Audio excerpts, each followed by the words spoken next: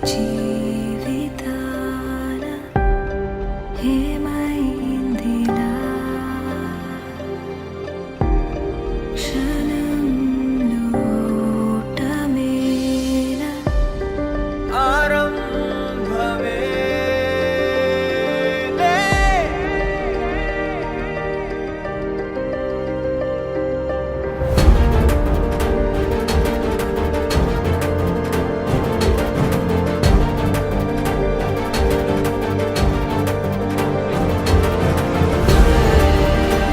Olympics అయినా Asian games అయినా Commonwealth అయినా